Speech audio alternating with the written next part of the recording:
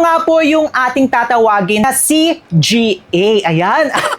Ano nga po ba natin malalaman ng ating skin type sa ating katawan? Pag pumupunta ako sa GMA dati, at pati may mga friends po tayong mga artista, ito yung aming nagiging bonding. Hinahaluan po nila ito ng mga oil. Kala nila kapag kutis mayaman, dapat mayaman na rin. Take lang ng take ng mga glutathione, ng mga collagen, pero hindi ganoon naliligo. Ang asim nyo, Charis. Pambansang Ginipig, Sir Lawrence ang galing. Basta honest, review sa'yo ay sasabihin. Pambansang Ginipig, sa kanya ang hihiling. Basta produktong sabi, lahat ay bibiin. Hi mga kamuka, tayo po yung nagbabalik. Ako po si Sir Lawrence, ang inyong pambansang human guinea pig. Heart! Kamakailan nga po, nagkaroon ng usap-usapan sa Reddit, tapos pati sa TikTok nagpo-post po ang mga netizens. At pinag-uusapan nila doon ang kutis mayaman. Paano nga ba tayo magkakaroon ng kutis mayaman? Tuturuan ko kayo ngayon mga kamuka. Narito po ang step-by-step process po natin. Hindi po ibig sabihin ng kutis mayaman, maputi na po siya ha. Lagi po natin yan tatandaan mga kamuka. Huwag po natin i-associate yung kutis mayaman sa pagiging maputi. Kasi minsan may mga maputi nga po na hindi naman kutis mayaman yung itsura. Pero na-associate kasi natin dahil nga po marami talaga na kapag maputi ay nagkukutis mayaman na nga po talaga. So may association. Pero hindi po ibig sabihin nga po na maputi, paulit-ulit na po tayo. Yung mga morena friends po natin dyan, pwede pa rin po kayong magkaroon ng kutis mayaman. So ito nga po yung ating tatawagin na CGA. Ayan. May mga pa-acronym na naman tayo dito sa ating channel. Tatandaan nyo nga po, kapag gusto nyong maging kutis mayaman, una po is yung letter C, which is dapat clean or mukha po tayong malinis. Kaya po yung pagiging malinis nga po, pwede natin siyang i-associate sa mga moreno, sa mga morena, sa mga fair skin po natin. Hindi lang siya sa maputi lang mga kamuka. Next one, yung letter G po is dapat glowing nga rin po ang ating skin. Kaya minsan sinasabi nga po nila, di ba, na parang may dalang ring light yung mga kutis mayaman. May mga sarili silang ring light. So dapat po glowing din ang inyong skin. And then, ang last one is dapat po is amoy mabango. Ayan. Hindi yung mukhang nangangasim. Hindi mukhang mangasim. Kailangan nga po ay mukha po tayong mabango. So, yan po yung dapat po nating ma-achieve. Again, clean, glowing, and amoy mayaman. Or amoy mabango. CGA po yan. Okay. Dapat nga po ang una po natin na gagawin is alamin nga po natin yung skin type natin. Kasi yan nga po yung nakikita sa atin mga kamuka eh. Yan po yung magiging reflection nga rin po ng ating pagkatao. Wow, reflection ng pagkatao talaga, no? Kaya ang una po natin gagawin is kailangan alam po natin yung ating skin type. Paano nga po ba natin malalaman ang ating skin type sa ating katawan? By having the scratch test. Ayan, i-scratch nyo po ang inyong hand or ang inyong arm.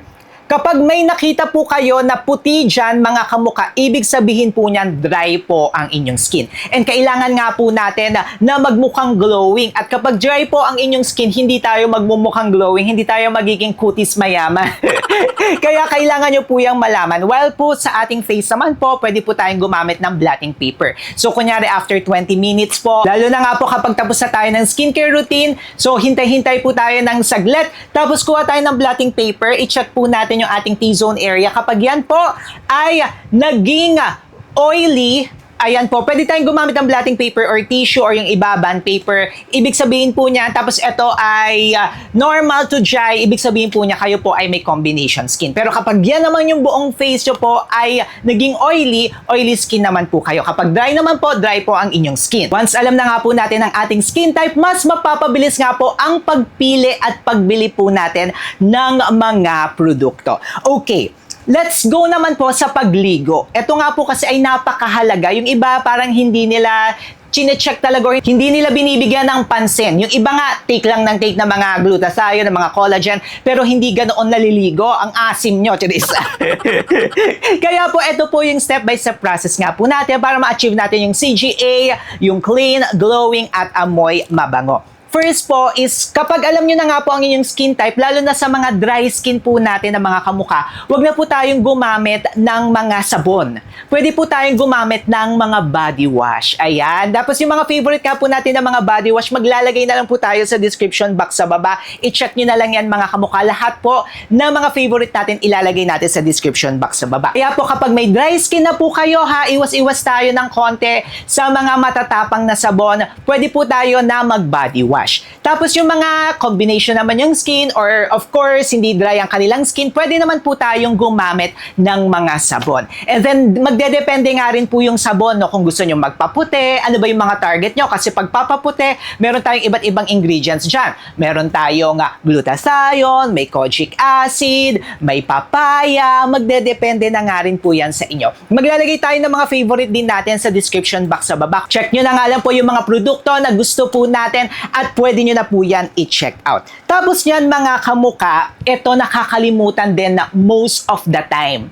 Alam nyo, kapag pumupunta ako sa GMA dati, pati may mga friends po tayong mga artista, no? At kapag nagmi-meet kami, minsan ito yung aming nagiging bonding, scrub. Dito sa Pilipinas, hindi masyadong uso yung mga scrub. Yung scrub mga kamuka, ito po yung nakakapagtanggal ng ating mga dead skin. Ang difference niya po sa body wash, si body wash mga kamuka is nakaka-cleanse lang siya pero hindi siya yung nakakatanggal talaga ng mga dead skin. At alam nyo ba, kapag natatanggal po natin ng twice a week or minsan once a week nga lang po ang ating mga dead skin, ayan, pwedeng maging glowing ang ating skin. Which is, yun nga po yung meron din tayo sa CGA. Which is yung glowing nga, puro which is. Kaya nga po, twice a week, nag-scrub po tayo. Mamimili na lang kayo ng scrub mga kamuka. Depende po yan sa magiging beads. Kung asin, yes, salt po, Dead Sea na mga scrub. Pwede nga rin po yung mga buto na mga fruits. Meron po niyan mga kamuka. Kayo na nga yung mamimili. Yung mga favorite nga rin po natin, maglalagay na lang po tayo sa description box sa baba niyan. Make sure nga mga kamuka na magsascrub kayo para mas maging glowing ang inyong skin ha. Take note of that. Yung ibang ginagawa, bleach. Nagbe-bleach sila, pwede naman siya mga kamukha. Kaso nga lang po, ang downside nga rin po ng mga bleach is kung hindi naman kayo nagpapaputi, pero sa mga gustong magpapaputi, pwede po yan. Or kung medyo dry na nga po ang inyong skin, tapos gumamit pa kayo ng bleach, masyadong magiging dry po or magkaroon pa kayo ng allergy. Kaya nga po, instead na mag-bleach tayo na mga bleaching cream, pwede nga po na mag-scrub po tayo ng twice or once a week. Then, eto na nga po mga kamuka. Okay na siya, no? Pwede naman po yan. Pero para mas mapangalagaan pa po natin ang ating skin at para tayong may mga ring light talaga, kailangan nga po natin gumamit ng mga lotion. Ayan. First is kapag may dry skin po kayo, pili po kayo ng lotion na parang serum type. Ito po is pag mo-moisturize lang pas ayaw nyo magpaputi. So kung gusto nyo nga po yan, meron po tayo na mga products na sa description box sa baba, katulad ng mga Lux Organics, ayan, may retinol po yun, tapos serum lotion po siya. Yung Fera, ayan, maganda rin yan, napakanibis lang niya, para nga po siyang serum, kaya okay na okay po yan, hindi malagkit, magaan po, nadalhin serum na serum lotion, kung gusto niya lang po na moisturize.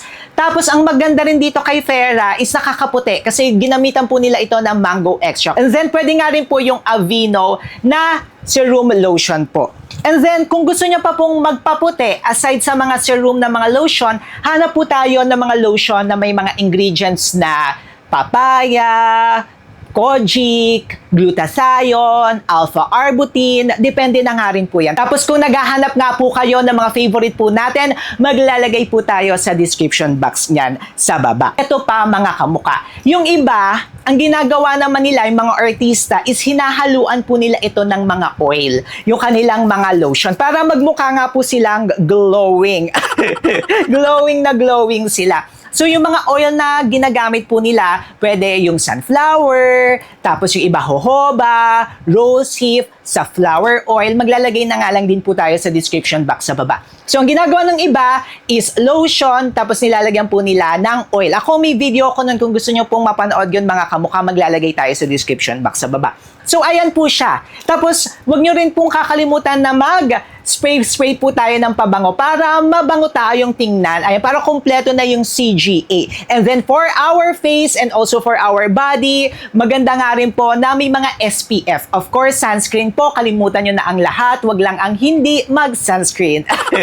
Kasi ang sunscreen nga po, nakakaprotekta nga po ito para sa sun damage nga po sa ating skin. Kung ayaw nyo tumanda agad ang inyong skin, mag-sunscreen po tayo mga kamuka. Yes, medyo mahirap talaga. It takes dedication. Pero kung gusto niyo talaga maging kutis mayaman, ayan po siya. Magdedepende nga rin po yung price kasi akala nila kapag kutis mayaman, dapat mayaman na rin. Hindi mga kamuka. Yung mga ilalagay po natin dito, alam niyo naman din dito sa ating channel, mga affordable. So maglalagay po tayo ng mga pagpipilian niyo po ng mga produkto na nasa description box sa baba. Ang gawin niyo po ay, yun nga po, pagsama-samahan niyo po hanggang makakreate nga po tayo ng ating skincare routine. Pero katulad nga rin po ng lagi kong sinasabi, dapat hindi lamang panglabas at pangloob yan mga kamuka. It must be combination nga po of different products. Gagamit tayo panglabas at gagamit nga rin po tayo pangloob. At kung gusto nyo pong makita mga kamuka yung aking pagpapaputi sa katawan, ayan, may routine talaga tayo na ginawa para maging glowing, maging clean at magmukhang mabango, CGA pero naging GAC na, di ba?